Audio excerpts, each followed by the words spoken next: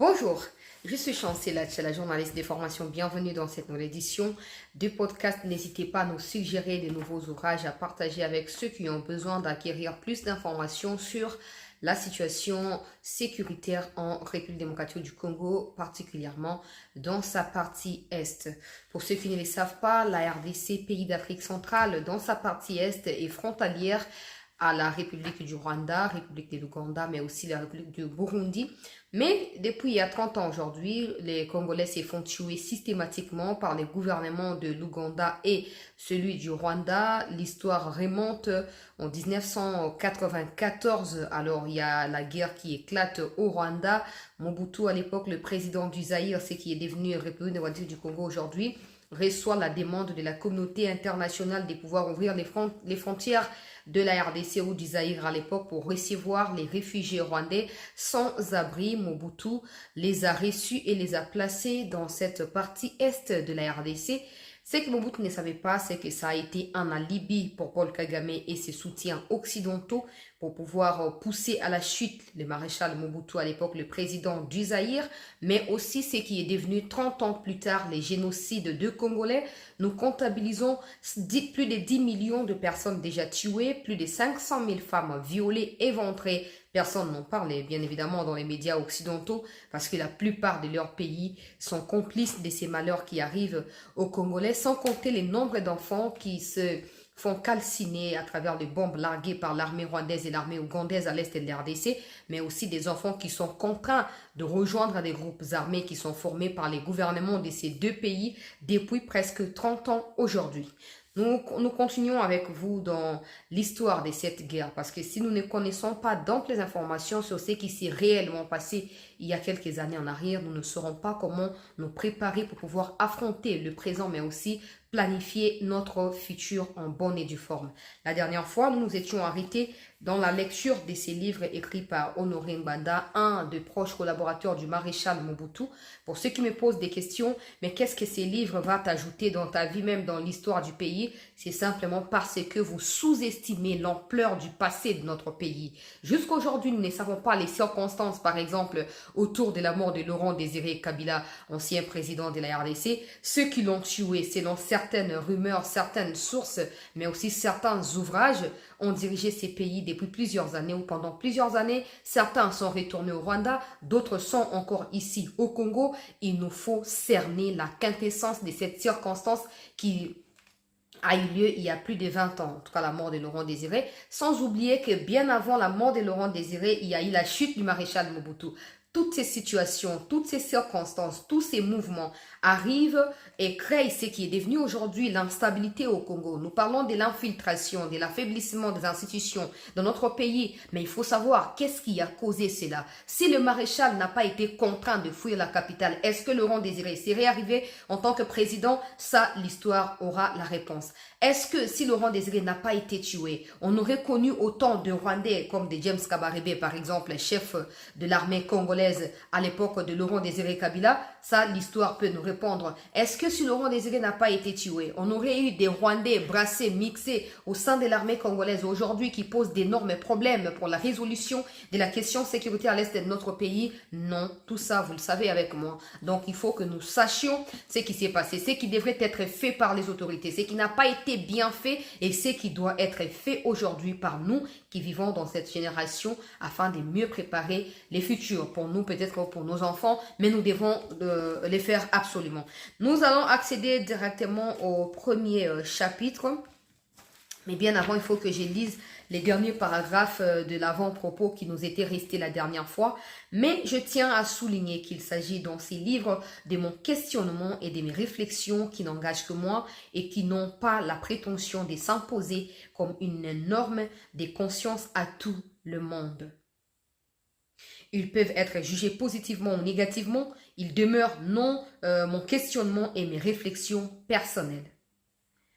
C'est là. C'est le mérite d'avoir le courage d'écrire et de livrer sa pensée aux autres. C'est cela mon objectif, mon plaisir, ma contribution intellectuelle et morale. Un livre est une bouteille jetée en pleine mer sur laquelle il faut coller une étiquette. Attrape qui peut. En tout cas, l'auteur a été cité. Je passe directement au premier chapitre. Les signes des temps. Ça, c'est l'intitulé du premier chapitre. Sous la lumière resplendissante des lustres qui illuminent des arabesques multicolores dans long et somptueux couloir du palais royal, deux amis marchent la main dans la main sur les tapis rouges foncés. Soudain, l'un d'eux s'arrête, comme s'il venait de se rappeler de quelque chose d'important. Le roi Hassan II lâche subitement la main du maréchal Mobutu et se retourne lentement sur lui-même. Ses yeux parcourent le long couloir, visiblement à la recherche d'un homme. Ses proches s'agitent. Ses yeux se fixent tout d'un coup sur un haut cadre zaïrois, proche collaborateur du maréchal Mobutu. Le roi pose sur lui un long regard tenteur, tandis qu'il avance dans sa direction un peu intimidé. Le réflexe du métier aidant, j'ai compris immédiatement que quelque chose d'intéressant allait se passer. J'ai pressé alors les pas et m'approché pour ne pas rater la scène. Nous venions tout juste de sortir de la salle de conférence où la délégation zaïroise venait de tenir sa séance de travail préparatoire à la rencontre qui allait avoir lieu peu de temps après. Nous étions avec la délégation belge conduite par le prince Albert. Nous étions en 1989 en pleine crise politique entre Kinshasa et Bruxelles. Le roi du Maroc, Hassan II, avait offert ses bons offices pour réconcilier les protagonistes. Mais avant cette rencontre, une séance préparatoire fut indispensable pour la délégation zaïroise car ses principaux cadres officiels qui accompagnaient le maréchal Mobutu étaient divisés et farouchement opposés entre les défenseurs de la réconciliation avec la Belgique d'un côté et les radicaux qui tenaient à en découdre définitivement avec les Belges de l'autre côté. L'humiliation que la Belgique tout entière venait de subir après une brillante prestation de trois hauts cadres zaïrois dans les débats de la clarification à la télévision et dont les Belges se souviennent longtemps avait en effet réchauffé l'orgueil des Zaïrois. Le haut cadre zaïrois ainsi visé par le souverain chériféen était justement l'un des plus grands ténors de la thèse radicaliste. Hassan II et le président Mobutu étaient visiblement pour la réconciliation avec la Belgique. Après un long débat très houleux entre les deux camps de la délégation zaïroise sous les regards attentifs et silencieux de deux chefs d'État, le maréchal Mobutu intervient finalement pour mettre un terme au débat. Un bref échange de points de vue sont suivis entre lui et son homologue marocain. Puis, il conclut les débats sur la nécessité de la réconciliation entre les deux pays et fit lever la séance. C'est à la sortie de cette séance que le roi du Maroc chercha de yeux ses hauts responsables zaïrois qui, lors des discussions, ne voulaient pas entendre parler d'une réconciliation entre le Zaïre et la Belgique. Lorsqu'il fut à sa portée, le roi l'interpella d'une voix grave et sereine et lui dit « Jeune homme, la politique est comme l'agriculture. Il faut savoir accueillir le fruit de votre sémence au bon moment, car avant il n'est pas mûr et après il n'est plus mûr. » Après ces propos, Hassan II se retourna, reprit la main de Mobutu qui avait suivi la scène sans broncher et les deux hommes s'éloignèrent et disparurent dans une salle ménagée pour leur entretien privé. Ces propos du roi de Maroc ont longtemps résonné dans mes oreilles à cause de la profondeur de la sagesse dont ils sont porteurs. Et si je débute ces livre par cette anecdote dont j'ai fui les témoins, c'est parce que la métaphore qu'a utilisée le roi Hassan II résume toute la problématique de ma réflexion sur les événements qui viennent de se passer dans mon pays. Bref, ici, Honoré Banda raconte ce qui s'est passé lors d'un conflit en 1989 entre le Congo actuel, la RDC, en tout cas à l'époque c'était les Zaïre. Le conflit a éclaté suite à une intervention médiatique trop houleuse de la part des responsables zaïrois sur des sujets politiques qui opposaient notamment la Belgique aux Zaïre. Alors il a fallu une rencontre pour réconciliation entre les deux États. Cette rencontre a eu lieu au Maroc sous les auspices de qui? Du roi Hassan II, qui était un des meilleurs amis à Mobutu à l'époque.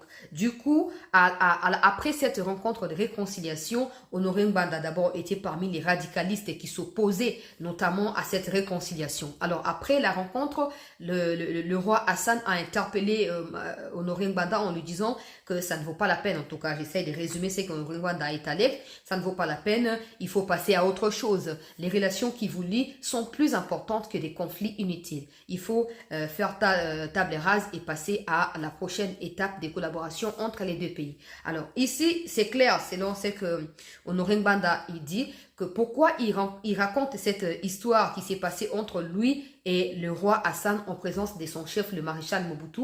C'est parce que selon lui, la sagesse qui découle de ces remarques qui lui ont été faites par le roi Hassan II résume en quelque sorte la situation qui a eu lieu à partir des années qui ont suivi cette rencontre de réconciliation avec la Belgique. Donc, ça veut dire que l'interpellation du roi Hassan II à l'égard de Honoré Banda, conseiller spécial de Mobutu à l'époque, explique un peu l'ampleur du plan qui a été conçu contre Mobutu. Ça veut dire qu'à un moment, Mobutu s'était opposé à ceux qui l'ont soutenu pendant 32 ans au pouvoir. Alors, du moment où Mobutu essayait, par les biais de ses responsables ou de ses collaborateurs, à humilier ces pays qui l'ont soutenu, ces pays-là se sont résiliés sur eux pour comploter ainsi les départs du maréchal Mobutu, en quelque sorte. C'est dans ces mêmes esprits qu'on peut comprendre la remarque qui fut le sage des sages à ses contemporains, mais en élevant la problématique à sa véritable dimension. Jésus a dit en effet aux Juifs, « Vous savez discerner l'aspect du ciel et vous ne pouvez discerner les lignes des temps. » Il a donné même les versets en appui, Marc 16, verset 3. Le mot est lâché par Jésus. La clé de l'énigme est là. Jésus reprochait aux hommes de son temps leur aveuglement, leur absence totale de la capacité à scruter les événements et les décrypter pour y lire le message important dont ils sont porteurs, pour les éclairer et les guider à travers les circonstances continuellement changeantes de la vie. Les concitoyens de Jésus, les Juifs, connaissaient bien les Écritures et les promesses qui sont faites par Dieu à travers les prophètes. Et pourtant, malgré leur haute connaissance des Écritures et les prophéties, ils n'ont pas été capables de transcender pour discerner les signes des temps qui leur annonçaient justement l'accomplissement de ce qu'ils attendaient tous, car à chaque instant de notre vie et chaque événement sont un appel à une action bien précise à laquelle nous sommes constamment invités. C'est à nous d'avoir les bons discernements pour les déceler, les moments appropriés de chacune de nos actions, comme l'a dit un sage dans la Bible, le roi Salomon. En tout cas, il a étayé en exemple la pensée du roi Salomon où il dit il y a un temps pour toutes choses, il y a un temps pour manger, pour boire, pour se reposer, etc. Vous pouvez aller lire ça dans la Bible pour vous faciliter la tâche. Je vais sauter ces paragraphes-là pour poursuivre avec la suite de la pensée de l'auteur. Ceux qui disent que la vie est monotone sont des aveugles à plaindre, car ils sont incapables de voir combien cette vie est extrêmement riche et changeante au point que c'est plutôt l'homme qui éprouve de la peine à s'adapter au rythme effréné d'un monde multidimensionnel et un changement permanent.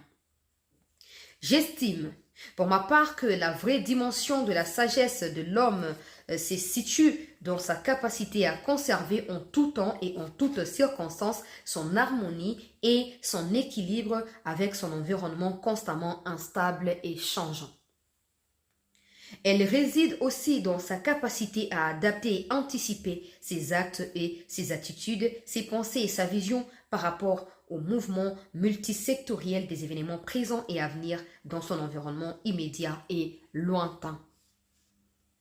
Toute cette diversité des circonstances et des événements qui conditionnent et déterminent l'avenir d'un homme ou d'un peuple se déroule sur deux principaux supports de l'espace et du temps. C'est pourquoi la faculté de discerner les signes des temps devient pour l'homme un besoin au-dessus de toutes les sciences existantes et à venir.